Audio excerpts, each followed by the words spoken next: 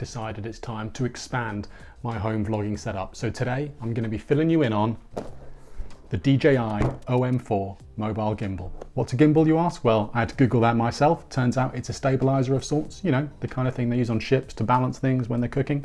But the big question we're going to ask ourselves today is, just how easy is it to use as a beginner?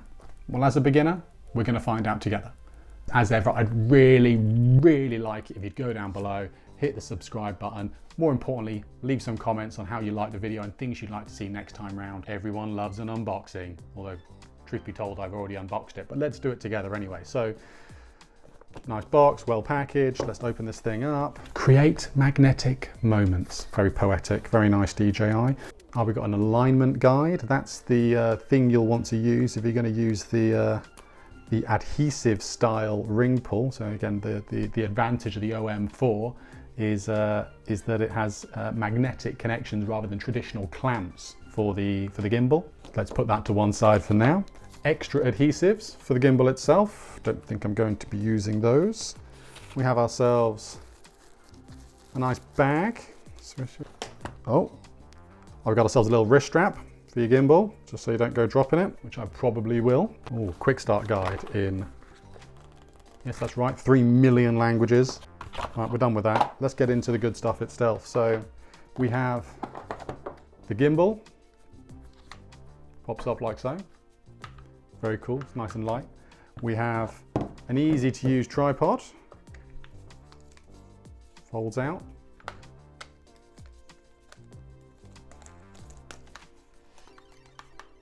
Screws in like so, and off you go. And we have ourselves the bit you're really going to want to use, the magnetic phone clamp. So what the hell is this thing? A riser pad for small phones, iPhone 7, 8, SE2, Samsung S8, etc. Oh, and the obligatory USB-C charging cable, but you've probably got a million of those at home at the moment anyway. Right, let's get this stuff out of the way. So as I alluded to, there are actually two ways of connecting your smartphone to this mobile gimbal. Both of them are magnetic. So the OM3, the version before this, would have a traditional phone clamp. So you put your phone inside a claw, you'd tighten it up until you found the desired kind of grip. Your phone would be permanently attached to the gimbal, which I guess is actually a little bit inconvenient. I'm really glad I didn't actually have to live through that era. What we're now provided with is two magnetic options, which you can attach to your mobile device. The first one is this ring pull. And what you effectively do is you use this kind of tracing guide. You grab your mobile phone. Here's one I made or found earlier. It's actually my wife's because I'm using mine to record right now. And then you align it with the guide and place the ring pull on top. So what I'm not going to be doing is using the ring pull because I honestly don't want my phone to look like a baked bean tin every day of the week. So what I'm instead going to do is use the much preferable clamp style magnetic grip. So that simply attaches to your phone like so. It will spread over and then boom, it's attached. And then all you have to do is dink and off you go. Simple press of the power button and we're in action. What's so great about the magnetic connector is it's so easy to just pop off and go about your daily business. All you have to do, hold down the power button, and then with a little bit of force, your phone pops right off, no trouble at all. What's even better is you're then not left with this thing stuck to it every day of the week, because all you have to do is quickly and easily, I say quickly and easily, at least it's secure, pop this thing off, and away you go. I think we're going to cut to the chase and get to the bit you guys are really interested in, which is just how good is the gimbal for stabilizing your shots. Now, what with modern camera stabilization that comes with your mobile phone, you might be wondering, do I really need it? And to be honest, that's a question I've been asking myself as well. So in the interest of experimentation, I went out with the dog earlier today, got some footage with the phone on its own versus the phone with the gimbal. Let's see how it looks.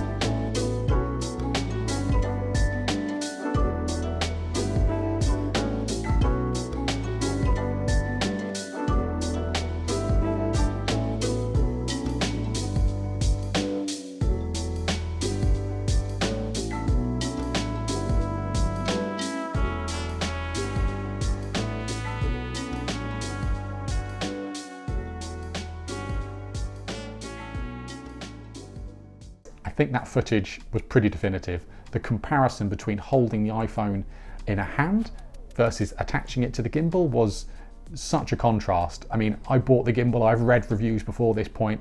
I was pretty confident it was going to result in an improvement, but not to that extent. I felt like you really noticed it in the panoramic mode, where the iPhone's built-in stabilization doesn't do the same level of work that it does in the standard wide mode. So massively impressive. Now, in terms of how secure this thing is, well, you know, it feels pretty good. It feels really, really good. I've been out and about earlier today with it. I think there are scenarios where you might still feel a bit nervous. For instance, if I was doing any kind of high-speed activity, if I was on a bicycle, let's say I was snowboarding and trying to use, you know, the ultra-wide lens in a GoPro type mode, and I had an accident, I'm not 100% convinced it will remain attached. So if you don't want to go digging for your £1,000/$1,000 phone, I'd suggest maybe just buying a GoPro. Now, in terms of the look, the feel, the strength of the phone, yeah, feels really good. The grip's good. Buttons are easy to reach. Zoom in, zoom out, pan around. Got several mode buttons. You've got some handy lights, which just tell you what kind of your battery level is at the moment. Easy access record button. As you move your phone around, everything follows you really nicely. Yeah, hugely impressed. Now let's go over the software. Now, if you're going to want to use most of the features of the gimbal, you're going to need to download the DJI Mimo application. That's where you get access to some of the more advanced camera controls than you would typically get with the standard Apple or Android applications. The ability to control a bit of your contrast, your focus, not to the same extent as the Filmic Pro application, admittedly.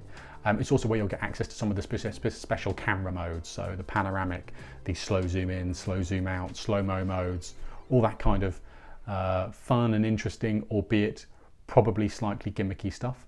Let's have a look at that now and do a bit of a deeper dive.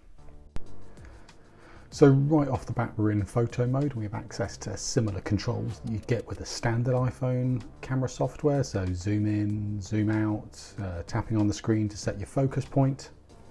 Then you see we have the sort of hand symbol at the bottom left. This allows the enablement of some of the gesture controls to tell the camera to start recording, stop recording, or even to enable active tracking. Now, if we click on the auto button at the top left, we're able to influence our exposure or ISO and our shutter speed. This is done simply from switching from auto and pressing the M button to switching to manual mode. Nothing too complicated here. We have the option to set a timer for our shot if you're able to run quickly from behind the camera and get in time. And then if we click the face with the off word on it right now, we have the option to enable glamour effects, which is basically the ability for you to determine your own filters. And you can do that by switching it from off and setting it to custom. Then we can switch from photo to video mode, and we find a similar set of controls to what we just had in the photo mode. Once again, we can switch from auto to manual, influence our exposure, shutter speed. If we click one icon down from that, we can adjust our chosen resolution and frame rate. And once again, we have access to glamour settings as well. Now, if we go on to click the ellipsis, we can set our flash, our white balance, as well as refine our controls for interacting with the gimbal itself. And then on the right side, we can access some special shooting modes beyond just the standard photo and standard video modes. So first of all, we can look at the Clone Me panoramic mode. And here's an example I made earlier. This works by effectively taking 3 different shots with you moving to get in shot with each one, and then the software after the event stitches it all together to produce the final result. And then last but not least, we've got the somewhat excitably named Dyna Zoom. These are 2 modes which effectively use the software on the camera to lock on to the subject of your video, and then it locks its position effectively whilst you either approach the subject or walk away from the subject. And in doing so, it gives the impression that your foreground and background is moving whilst your subject stays static. Truthfully, this feels a bit clunky to me. Maybe it takes some practice to get it working, but it felt a bit gimmicky and not as good as I saw. Now guys, a lot of you watching this are going to be thinking, well, do I really want to use DJI Mimo? Don't all mobile phone vloggers, videographers use Filmic Pro? Well, I only discovered Filmic Pro recently, but I can tell you from Googling that yes, everybody does seem to be using Filmic Pro. And the good news is that the DJI OM4 is compatible with the Filmic Pro application. Once you've synced Filmic Pro to the OM4, the buttons on the OM4 will interface with the Filmic Pro application. So you can continue to zoom in, pan out, all that fun stuff. You can also get access to the more specific camera controls around focus and exposure, shutter speeds, you know, the really good stuff that Filmic Pro brings to the table, which I'll confess I'm still learning, but check back later for my beginner's tips to using Filmic Pro. And the good news is that the OM4 can be synchronized with the Filmic Pro software. There's a simple tick you can do to set with inside the application itself, and then using the control interface on the OM4, you can directly control specific actions and commands within the Filmic Pro software itself. The slight downside to that is that whilst you can use Filmic Pro with the OM4, you do need to be using the DJI Mimo software to get access to the specific filming modes, like the panoramic shot, the slow zoom in, the slow zoom out. So guys, just how easy is it to use for beginners? Well, I got up and running pretty quickly, I must say. There is definitely a certain knack to understanding how the gimbal flows, how it moves, how much direction, how much speed, definitely how to interface with the controls whilst filming so you don't get jerky footage. And that's something that definitely clearly takes more time to master. But in terms of the immediate results between filming with a gimbal and without a gimbal, as you saw earlier, the footage is stark. It's a massive and dramatic improvement. It will pay dividends to any amateur vlogger or videographer who's trying to develop their own skill sets and get better footage. The best compliment that I can give this thing is I won't be sending it back. So is it easy to use? Yeah. Will it make you a pro? Absolutely not, but it'll certainly put you on the journey.